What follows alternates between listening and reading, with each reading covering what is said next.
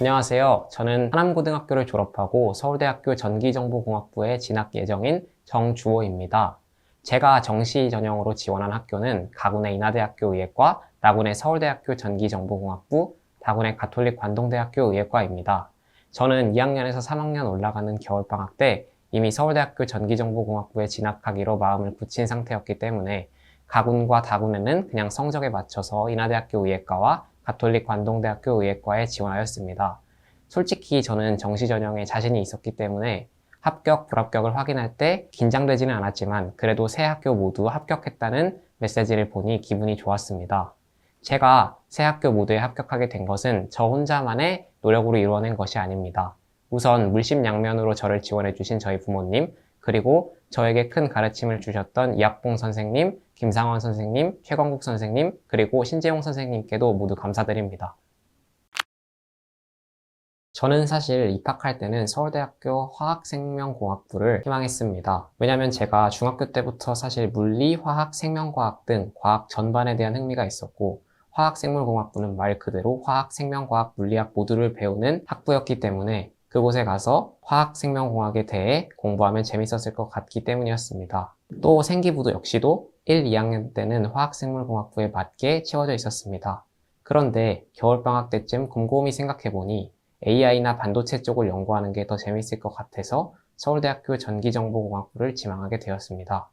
제가 수시컷하고 정시컷을 살펴봤었는데 저는 1학년, 2학년 때도 모의고사 성적이 아주 잘 나왔기 때문에 정시로 가는 게 더 할만하겠다라는 생각이 들었습니다. 근데 정시로 마음먹은 이상 재수생들, 수많은 N수생들과 겨뤄서 이길 만한 실력이 있어야 하는데요. 그래서 그들과 겨뤄서 이길 만한 실력을 갖추기 위해 전 과목적으로 모의고사와 엔제 학습에 힘썼습니다. 또 하반기에는 실전 모의고사 학습에도 힘썼습니다. 그런 저의 많은 문제 경험과 시험 경험이 제 합격에 큰 비중을 차지했다고 생각합니다. 저의 공부법 얘기로 넘어가 볼까 하는데요. 우선 플래너에 대한 여러분들의 편견을 깨고 싶습니다. 많은 학생들이 공부를 잘하는 학생들은 아주 철저히 계획적일 거라고 생각합니다. 물론 그러신 분들도 많겠지만요. 저 같은 경우에는 플래너를 써서 공부해 본 적이 없습니다.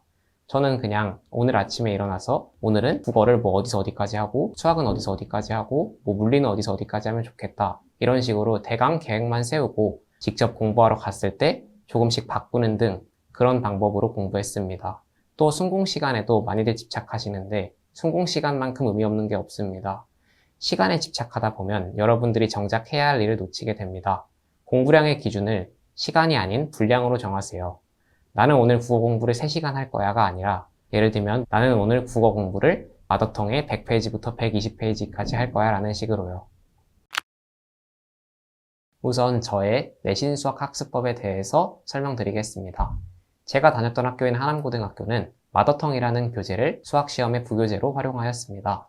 그래서 저는 마더텅의 문제를 몇 번 풀어보고 그 중에서 내가 시험장에서 이 문제의 풀이 방법은 생각 안 나겠다 하는 어려운 문제들만 풀이 방법을 대강 외워서 시험을 치르러 갔습니다. 그런 방법을 통해서 내신 수학에서 항상 1등급을 받을 수 있었습니다. 저의 수능 대비 수학학습법에 대해서 설명드리겠습니다. 일단 모두가 아시겠지만 최대한 많은 모의고사와 엔제를 푸는 방식으로 저는 공부했습니다. 많은 문제를 풀다 보면 낯선 문제를 만났을 때 잘 당황하지 않게 됩니다. 제가 생각했을 때는 23학년도 수능까지의 수학과 24학년도 수능 이후의 수학으로 수학 문제의 트렌드는 나뉜다고 생각하는데요.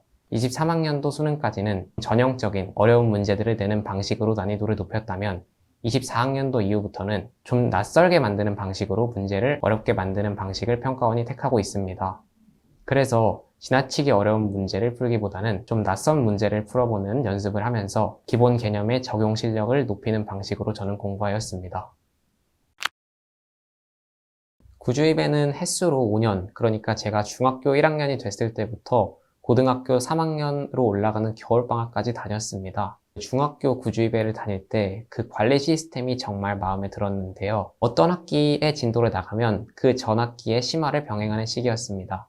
예를 들어서 2학년 1학기 진도를 나간다면 1학년 2학기의 심화 과정을 병행하는 시기였죠. 제가 중학교 구주입회를 다닐 때 있었던 올류라는 책은 정말 최고의 책이었습니다. 개념 문제들이 수록된 초록색 올류가 있었고 활용 문제들이 수록된 파란색 올류가 있었는데 두 책 모두 개념을 새로 배웠을 때 어떻게 적용하면 좋을지 알려주는 최고의 책들이었다고 저는 생각합니다. 또한 구주입의 특유의 개념과 심화를 병행하는 시스템이 개념의 망각을 막아주었다고 생각합니다. 고등학교에 진학하고 나서는 학교별로 맞춤 내신 대비해주는 구주입의 관리 시스템이 정말 좋았는데요. 구주입의 모의고사, 그리고 내신 디펜스 같은 시험들을 보면서 전국의 큰 모집단 대비 저의 수준이 어느 정도인지 알 수 있다는 점도 정말 좋았습니다. 또 채점 결과가 나오는데 그 결과지를 보면서 경쟁자 대비 저의 약점과 강점이 어느 부분인지 파악할 수 있다는 점도 정말 마음에 들었습니다. 모르는 문제들을 질문할 때마다 선생님들께서 친절하게 설명해 주시는 점도 정말 좋았습니다. 안녕하세요, 후배 여러분. 우선 고2, 고3이 된 후배 여러분들께 먼저 말씀드리고 싶은데요. 제발 재수 삼수하지 마시고 현역으로 딱 원하는 대학교에 합격하시기를 바랍니다. 재수 삼수해서 교육과정이 바뀌면 여러분들의 이점이 사라집니다. 또 이제 고1이 되는 그리고 그 아래 학년 후배 여러분들께는요, 교육과정이 바뀌어도 쫄지 말라는 말씀을 하고 싶습니다. 교육과정이 바뀌어도 공부의 본질, 대학의 본질은 바뀌지 않습니다. 공부를 열심히 또 잘한 학생이 좋은 대학에 갑니다. 교육과정이 바뀐 것이 여러분들에게 새로운 기회일 수 있습니다. 모든 후배분들께 해드리고 싶은 얘기는 앞으로 여러 번의 시험이 있을 거고 그 시험이 망하는 등 여러 시련이 있을 텐데 너무 힘들어하고 속상해 하시지 말라는 점입니다. 시험을 우리가 엄청 많이 보는데요. 그렇게 시험을 많이 보면 다 잘 볼 수 있을 리가 없죠. 무조건 몇 번의 시험은 망할 수밖에 없습니다. 시험이 망했을 때 그 망한 시험을 내 약점을 찾아 보완하겠다라는 생각으로 활용하세요. 그렇게 하면 다음 시험에서는 좋은 결과를 얻을 수 있습니다. 제 친구들 중에서도 6모, 7모 때 수학 70점대 받고 이랬는데 수능에서 100점 맞은 친구가 있거든요. 그런 경우가 있는 것처럼 너무 시험 하나하나에 연연하지 마세요. 또 저 같은 경우에도 제 내신에서는 국어가 약점이었는데 내가 도대체 어디가 문제지? 이런 방식으로 1학년 1학기, 1학년 2학기, 2학년 1학기 내내 고민하였습니다. 그렇게 고민했더니 결국 약점을 찾았고 2학년 2학기, 3학년 1학기 때는 모두 국어 1등급으로 마무리할 수 있었습니다. 후배 여러분 제발 화이팅!